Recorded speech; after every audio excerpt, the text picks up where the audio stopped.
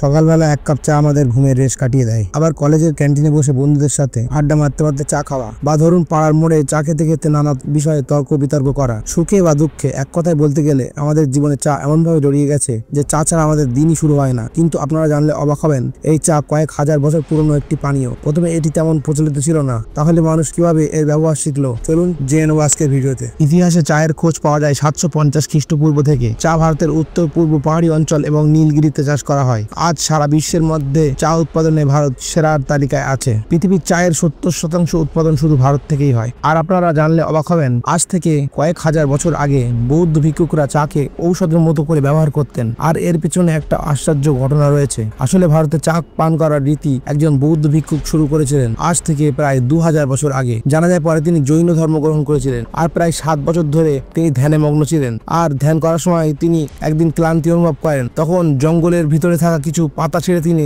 চিবাতে থাকেন। আশ্চর্যজনকভাবে তার শরীরে থাকা ক্লান্তি দূর হয়ে যায় এবং তিনি মনেও অনেক শক্তি অনুভব করেন। এভাবে তিনি দীর্ঘ 7 বছর ধরে তপস্যা করে জ্ঞান অর্জন করেছিলেন। আসলে ওই পাতা ছিল জংলি চা গাছের। পরে ওই বৌদ্ধ ভিক্ষুকের মাধ্যমে আশেপাশের এলাকায় এই চা পাতার গুণাবলী ছড়িয়ে। তবে এই জংলি চায়ের কথা অল্প মানুষের মধ্যে সীমাবদ্ধ ছিল। প্রথম মানুষ এই চা জলে ফুটিয়ে খেত না, তারা চিবিয়ে রস পান করত। কিন্তু ভারতে চায়ের উৎপাদন উত্তর পূর্ব ভাগে ইস্ট ইন্ডিয়া কোম্পানি শুরু করেছিল। 19 শতকের শেষের দিকে আসামে চা খেতের দায়িত্ব নেয় ইস্ট ইন্ডিয়া কোম্পানি এবং চায়ের প্রথম বাগান ইস্ট ইন্ডিয়া কোম্পানির হাত ধরেই শুরু হয়েছিল। এর আগে 1600 শতকের সময় ভারতের কিছু এলাকায় চা পাতাকে সবজি হিসেবে ব্যবহার করতে দেখা যায়। তখন রসুন, পেঁয়াজ, তেল, অনেক সময় তারা চা পাতাকে ফুটিয়ে পানীয় তৈরি করত। এরপর ইস্ট ইন্ডিয়া কোম্পানির কর্মচারী রবার্ট ব্রুস এবং তার ভাই চার্লস ব্রুস 1823 সালে প্রমাণ করেন চা প্রথম আসামেই উৎপাদিত হয়েছিল। এরপর কলকাতায় বোটানিক্যাল গার্ডেন স্থাপিত হওয়ার পর সেখানকার আধিকারিকদের কাছে চায়ের বীজ ও গাছের নমুনা পাঠানো হয়। কিন্তু সে সময় ইস্ট ইন্ডিয়া কোম্পানি চীনের সাথে চায়ের ব্যবসা করত, তাই আর নতুন করে ভারতে চা চাষ তাদের কাছে অপ্রয়োজনীয় মনে হয়। এই জন্য ইস্ট ইন্ডিয়া কোম্পানি সে সময় ভারতে বাণিজ্যিকভাবে চা উৎপাদনের সিদ্ধান্ত বাতিল করে দেয়। কিন্তু যখন চীনে আর বেশ কিছু বিদেশি কোম্পানি চলে আসে এবং চায়ের ব্যবসা শুরু করে, তখন চীনের বাজারে ইস্ট ইন্ডিয়া কোম্পানির চায়ের উপর একাধিপত্য নষ্ট হয়ে যায়। তখন ইস্ট ইন্ডিয়া কোম্পানি আবার একটা কমিটি গঠন করে ভারতে চা উৎপাদনের জন্য এবং ব্রুস ব্রাদার্সকে চা উৎপাদনের দায়িত্ব দেওয়া হয়। চা চাষের প্রথম নার্সারি স্থাপন করার পর চীন থেকে প্রায় 80,000 বীজ নিয়ে আসা হয়। সাথে এটাও সুনিশ্চিত করা হয় যে ভারতে আদৌ চায়ের চাষ সম্ভব কিনা। শেষে এই বীজ বোটানিক্যাল গার্ডেনে লাগানো হয় এবং পরীক্ষা নিরীক্ষা করা হয়। এর মাঝে আসাম যান চার্লস ব্রুস এবং সেখানে অল্প পরিমাণে চায়ের চাষ শুরু করেন এবং সেখানে তিনি বিভিন্ন পরিমাণ জরুরি জিনিস শিখে পারেন।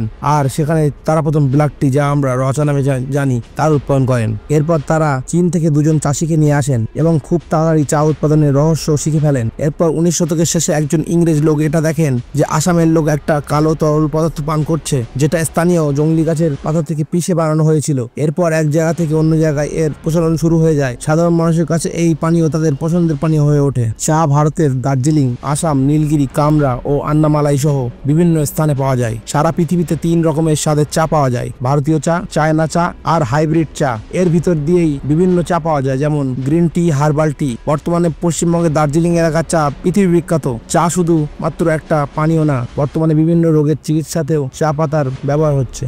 বন্ধুরা, আপনারা কি রকম চা খেতে ভালোবাসেন আর দিনে কত কাপ চা খান কমেন্ট করে অবশ্যই বলবেন কিন্তু। আর ভিডিওটা ভালো লাগলে একটা লাইক করে দিতে পারেন।